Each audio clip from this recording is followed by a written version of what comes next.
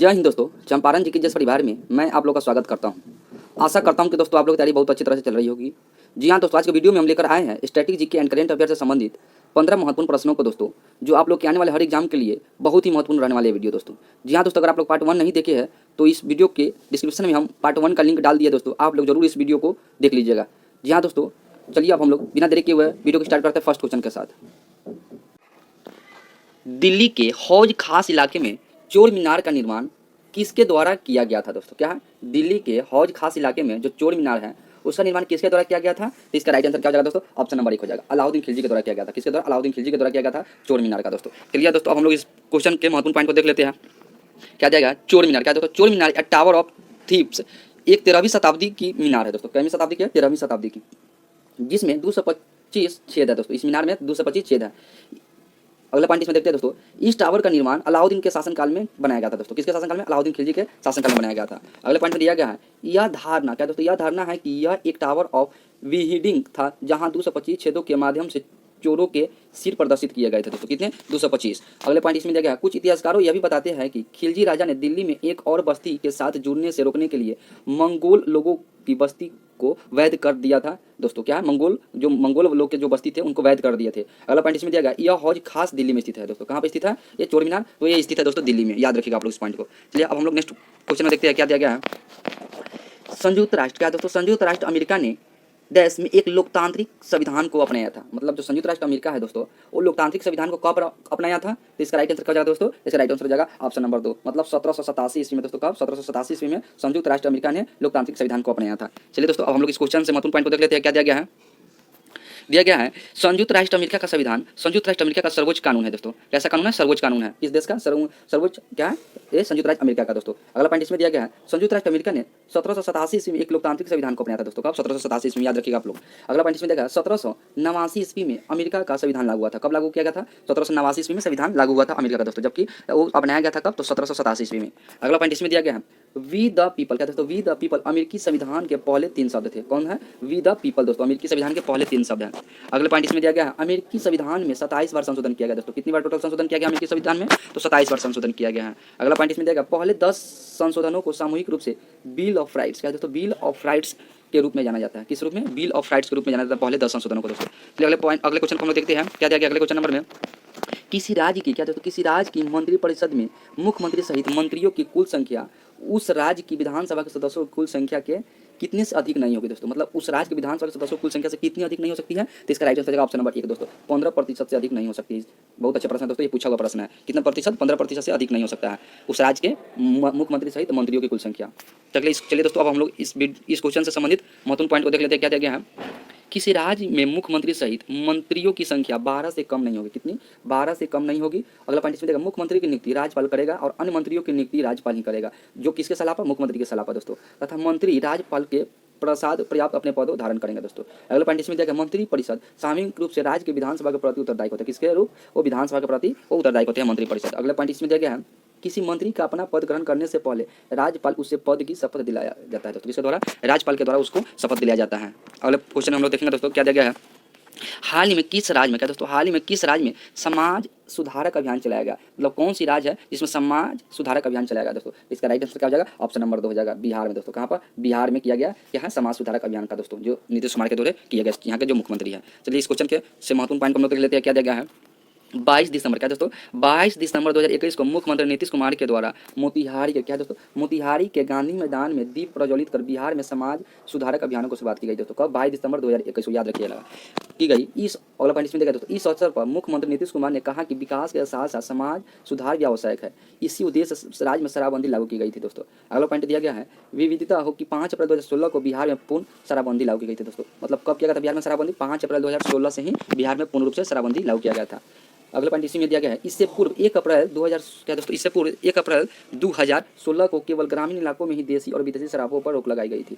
अगला पॉइंट इसमें दिया गया, मुख्यमंत्री ने इस अवसर पर बाल विवाह, दहेज प्रथा जैसी कुरीतियों से लोगों को बाहर निकालने का आग्रह भी किया था दोस्तों। इसी को मतलब बिहार में जो समाज सुधारक अभियान चलाया जा रहा है। चलिए अगले क्वेश्चन हम लोग देखेंगे। क्या दिया गया है, माउंट एवरेस्ट, क्या दोस्तों? माउंट एवरेस्ट और माउंट एल्ब्रस को छूने वाली दुनिया की सबसे कम उम्र की लड़की कौन बन गई दोस्तों? कौन है? माउंट एवरेस्ट और माउंट एल्ब्रस को छूने वाली जो दुनिया का सबसे कम उम्र की लड़की कौन बन गई दोस्तों? तो इसका राइट आंसर क्या हो जाएगा? ऑप्शन नंबर 2 हो जाएगा, मालावत दोस्तों। कौन है? मालावत जो बन गई है, दुनिया के कौन सी है सबसे कम उम्र की लड़की है।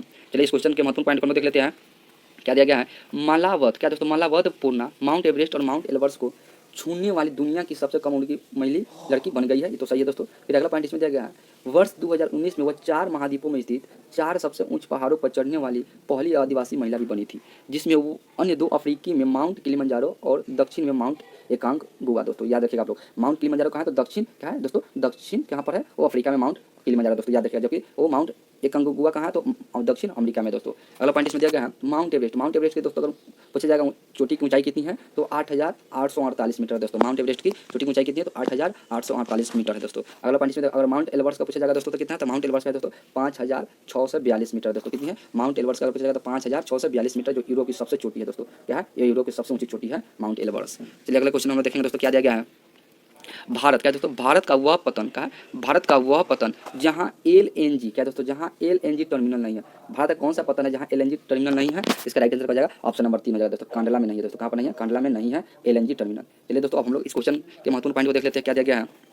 भारत में 5 तरल नेचुरल गैस टर्मिनल्स है दोस्तों। कितने तरह के हैं? 5 तरह नेचुरल गैस टर्मिनल्स है। कौन कौन है उसको हम लोग देख लेते हैं बारी बारी से।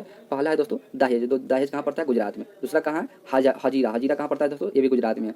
थर्ड नंबर पर है कोची कहाँ पड़ता है दोस्तों? तो केरल में है। दाबोल कहाँ पड़ता है दोस्तों? तो महाराष्ट्र में। और पारादीप कहाँ पड़ता है? तो ओडिशा पड़ता है। यही 5 जो है तरल नेचुरल गैस है जहाँ टर्मिनल्स है दोस्तों। चलिए अगले क्वेश्चन हम देखेंगे। क्या दिया गया है? पारचू क्या दोस्तों? पारचू झील कहाँ स्थित है? तो पारचू झील कहाँ स्थित है दोस्तों? बहुत बीबीआई प्रश्न है दोस्तों, ये पूछा हुआ प्रश्न है कि पारचू झील कहाँ पर स्थित है दोस्तों। इसका राइट आंसर क्या हो जाएगा? ऑप्शन नंबर 3 हो जाएगा दोस्तों। ये तिब्बत में स्थित है दोस्तों। कहाँ पर स्थित है? तिब्बत में स्थित है पारचू झील। चलिए इस क्वेश्चन के महत्वपूर्ण पॉइंट को हम देख लेते हैं दोस्तों। क्या दिया गया है? पारचू झील क्या दोस्तों? पारचू झील तिब्बत में स्थित है। अगला पॉइंट इसमें दिया गया है, यह तिब्बत की सबसे बड़ी झील है दोस्तों। कैसी झील है? यह तिब्बत की सबसे बड़ी झील है पारचू झील। अगला पॉइंट इसमें दिया गया, इसका निर्माण पारचू नदी द्वारा बंद किए गए क्या दोस्तों? भूस्खलन से हुआ है। अगला पॉइंट इसमें देखा, पारचू नदी स्पीति में कौड़ी के पास पूर्व से हिमालय में प्रवेश करती है दोस्तों। कहाँ से? पूर्व से हिमालय में प्रवेश करती है और जल्द ही पश्चिम से बहने वाली स्पीति नदी में मिल जाती है दोस्तों। याद रखें कौन सी नदी में? स्पीति नदी में मिल जाती है पारचू झील। चलिए अगले क्वेश्चन हम देखेंगे दोस्तों। क्या दिया गया है? अगले क्वेश्चन में दिया गया है पगला क्या दोस्तों? पगला रिया बांध किस राज्य में स्थित है दोस्तों? क्या है? पगला रिया बांध किस राज्य में स्थित है? बहुत अच्छा प्रश्न है दोस्तों। इसका राइट आंसर हो जाएगा ऑप्शन नंबर 4 हो जाएगा, मतलब असम राज्य में स्थित है दोस्तों। कहाँ पर स्थित है? असम राज्य में स्थित है पगला रिया बांध स्थित है। और असम के वर्तमान मुख्यमंत्री कौन है दोस्तों? तो हेमंत सोरेन जी। कौन? सॉरी दोस्तों, हेमंत सोरेन जी नहीं है, हेमंत बिस्व शर्मा दोस्तों। कौन है? हेमंत बिस्व शर्मा वहाँ असम के वहाँ के मुख्यमंत्री दोस्तों। चलिए दोस्तों अब इस क्वेश्चन के महत्वपूर्ण पॉइंट को हम देख लेते हैं। क्या दिया गया है?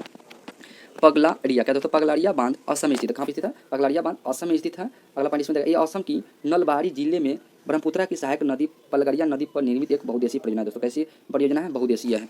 अगला पॉइंट इसमें दिया गया है, पगलरिया नदी ब्रह्मपुत्रा के उत्तरी तट में आवर्तित बाढ़ के लिए जिम्मेदार है दोस्तों। किसके लिए? बाढ़ के लिए वो जिम्मेदार है। अगला पॉइंट इसमें दिया गया, पगलरिया बांध से होने वाले लाभ में 40,000 क्या दोस्तों? 40,000 हेक्टेयर क्षेत्र में बाढ़ का नियंत्रण से लेकर 54,000 हेक्टेयर में सिंचाई का लाभ और 3 मेगावाट क्षमता के संयंत्र द्वारा आकस्मिक बिजली उत्पादक शामिल है दोस्तों। किसमें? पगलरिया क्या है? पगलारिया बांध में दोस्तों।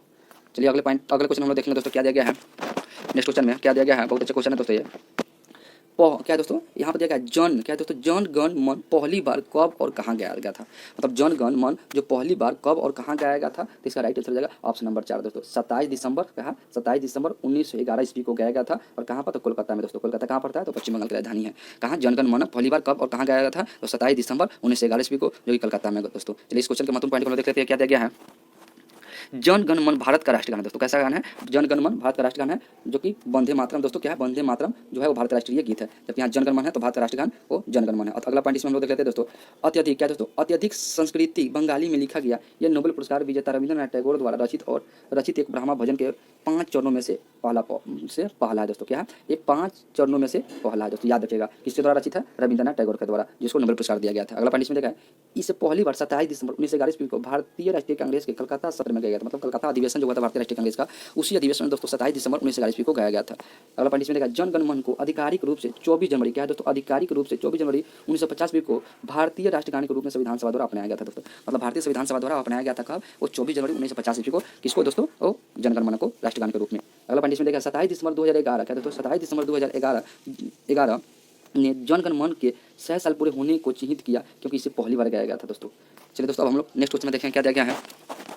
अगले क्वेश्चन में दोस्तों खर्ची, क्या दोस्तों खर्ची पूजा को भारत के किस राज्य में अपनाया जाता है? क्या दोस्तों खर्ची पूजा को भारत के किस राज्य में मनाया जाता है? क्या है? खर्ची पूजा, बहुत अच्छा पूजा है। क्या पूजा है? खर्ची पूजा को भारत के किस राज्य में मनाया जाता है? तो इसका राइट आंसर हो जाएगा ऑप्शन नंबर 3 दोस्तों, त्रिपुरा में मनाया जाता है। कहाँ पर? त्रिपुरा में मनाया जाता है। त्रिपुरा का प्रधानमंत्री कौन है दोस्तों? तो विप्लव देव है दोस्तों, याद रखिएगा कौन है? त्रिपुरा के विप्लव देव है। त्रिपुरा का राजधानी कहाँ है? तो अगरतला है दोस्तों। चलिए इस क्वेश्चन के महत्वपूर्ण पॉइंट को देख लेते हैं।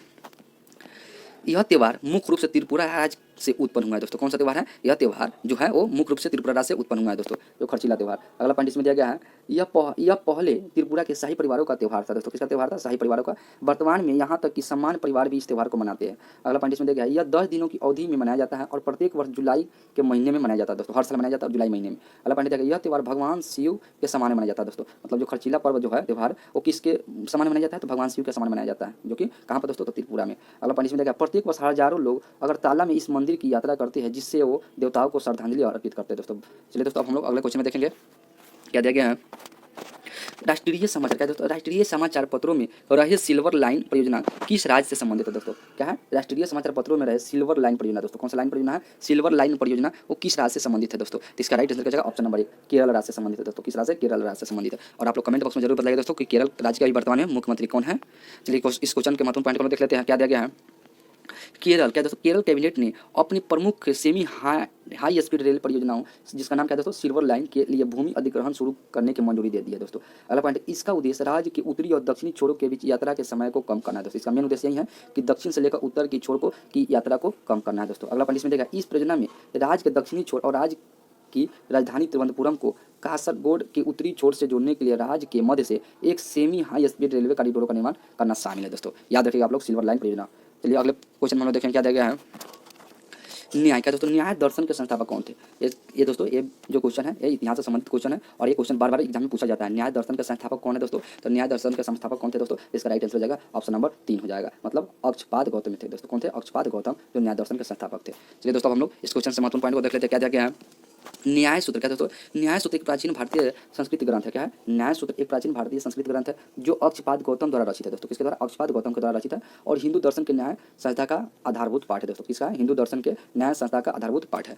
अगला पॉइंट इसमें दिया गया है, यथार्थवाद के अभ्यासी और आस्तिक के रूप में न्याय दर्शन और वास्तविकता का ज्ञान प्राप्त करने के लिए प्रयास करता है दोस्तों। किसका? वास्तविकता का ज्ञान प्राप्त करने के लिए प्रयास करता है। चलिए हम लोग अगले क्वेश्चन हम लोग देखेंगे दोस्तों। अगर वीडियो अगर अच्छा लग रहा होगा दोस्तों तो वीडियो को जरूर आप लोग लाइक करिएगा और अपने दोस्तों के पास जरूर वीडियो को शेयर करते रहिएगा दोस्तों, क्योंकि हमको भी मोटिवेशनल मिलता रहता है दोस्तों। चलिए दोस्तों हम लोग नेक्स्ट क्वेश्चन में देखते हैं, क्या दिया गया है?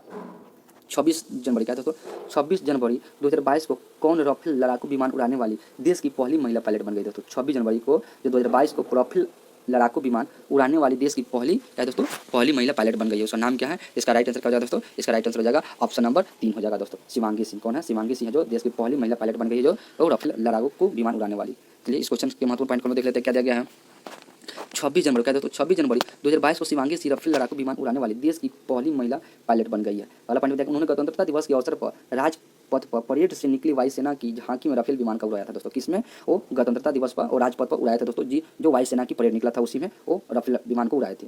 कौन? जिसका नाम क्या दोस्तों? शिवांगी सिंह, याद रखिएगा आप लोग। अगला पॉइंट देखिए, यह वायुसेना की झांकी का हिस्सा बनने वाली दूसरी महिला लड़ाकू विमान पायलट है बन गई है। अगला पॉइंट देखिए, गत वर्ष भावना कंठ, क्या दोस्तों? इससे पिछला वर्ष जो दिया गया था वो भावना कंठ वायुसेना की झांकी का हिस्सा बनने वाली देश की पहली महिला लड़ाकू विमान पायलट बनी थी दोस्तों। पहले देश की पहली महिला पायलट कौन बनी थी लड़ाकू विमान उड़ाने वाली? तो भावना कंठ है दोस्तों, याद रखिएगा। अगला पॉइंट देखिए, शिवांगी सिंह पंजाब के अंबाला स्थित हवाई सेना के गोल्डन एरोज स्क्वाड का हिस्सा है दोस्तों। याद रखिएगा कहाँ के? अंबाला, जो कि पंजाब में पड़ता है, वहीं पर स्थित वायु सेना के गोल्डन एरोज स्क्वाड का वो हिस्सा है। चलिए अगला क्वेश्चन हम देखेंगे दोस्तों, क्या दिया गया है? दिया गया दोस्तों, किस सम्राट, क्या दोस्तों? किस सम्राट के लिए कहा जाता है कि उन्होंने अपनी सेना के लिए शिवपुरी से हाथियों को लिया था दोस्तों? क्या? किस सम्राट के लिए कहा जाता है कि उन्होंने अपनी सेना के लिए शिवपुरी से हाथियों को लिया था दोस्तों? शिवपुरी से हाथियों को लिया था किस सम्राट ने? तो इसका राइट आंसर हो जाएगा ऑप्शन नंबर 1 दोस्तों, अकबर ने। किस सम्राट ने? अकबर ने, जो कि मुगल वंश के शासक थे। अगले प्रश्न में इसी प्रश्न से दोस्तों हम लोग देखेंगे महत्वपूर्ण पॉइंट क्या दिया गया है। सम्राट अकबर के लिए, क्या दोस्तों? सम्राट अकबर के लिए कहा जाता है कि उन्होंने अपनी सेना के लिए शिवपुरी से हाथियों को लिया था। किससे? शिवपुरी से हाथियों को लिया था। अकबर तीसरे मुगल सम्राट थे दोस्तों। कैसे सम्राट थे? अकबर तीसरे मुगल सम्राट थे जिन्होंने 1556 से लेकर 1605 ईस्वी तक शासन किया था मुगल वंश में। कब किया था? 1556 से लेकर 1605 ईस्वी तक शासन किया था। अगला पॉइंट में दिया गया है, अकबर एक शासक था जो बैरम खान की निगरानी में अपने पिता हुमायूं की उत्तराधिकारी बने थे दोस्तों। याद रखिएगा। अगला पॉइंट में दिया गया, बैरम खान ने युवा सम्राट को भारत में मुगल डोमेन के विस्तारों और समेकन में मदद की थी दोस्तों। अगला पॉइंट में दिया गया उनकी शक्ति और प्रभाव पूरे उपमहाद्वीप में बढ़ी थी दोस्तों। किसका? वो सम्राट अकबर की। अगले पॉइंट में इसमें दिया गया है अकबर ने प्रशासन की एक केंद्रीकृत प्रणाली की स्थापना की थी दोस्तों। प्रशासन की एक केंद्रीकृत प्रणाली की स्थापना की थी अकबर ने दोस्तों। कि अब हम लोग अगले प्रश्न हम लोग देखेंगे दोस्तों, और इस वीडियो का लास्ट क्वेश्चन देखेंगे। क्या दिया गया लास्ट क्वेश्चन में? निम्नलिखित में से क्या दोस्तों, निम्नलिखित में से कहाँ एयर डिफेंस का दोस्तों, air defence and guided missile school स्थापित किया गया था? कहाँ पर दोस्तों? इसका राइट आंसर हो जाएगा ऑप्शन नंबर 1 गोपालपुर, जो कि कहाँ पड़ता है दोस्तों? उड़ीसा में पड़ता है। यहीं पर क्या किया गया था? Air defence and guided missile school स्थापित किया गया था दोस्तों। कहाँ पर? गोपालपुर, जो कि उड़ीसा में पड़ता है दोस्तों। बहुत अच्छा प्रश्न है दोस्तों, इस प्रश्न को आप लोग जरूर नोट कर लीजिएगा, क्योंकि यह प्रश्न पूछा हुआ प्रश्न है। इस क्वेश्चन के महत्वपूर्ण पॉइंट को हम लोग देख लेते हैं। क्या दिया गया दोस्तों? दिया गया air defence and guided missile school की स्थापना 1940 ईस्वी में। क्या है दोस्तों? 1940 ईस्वी में गोपालपुर में किया गया था, जो कि गोपालपुर कहाँ? उड़ीसा में दोस्तों। कब किया गया था? 1940 ईस्वी में। Air defence and guided missile school की स्थापना। अगला पॉइंट में देगा 1998 में स्कूल का नाम बदलकर आर्मी, क्या दोस्तों? आर्मी एयर डिफेंस कॉलेज नाम रखा गया था। पहले इस स्कूल का नाम था दोस्तों air defence and guided missile, जो कि अब इसका नाम बदलकर क्या कर दिया गया है 1998 में, तो इसका नाम रख दिया आर्मी एयर डिफेंस कॉलेज कर दिया गया है दोस्तों।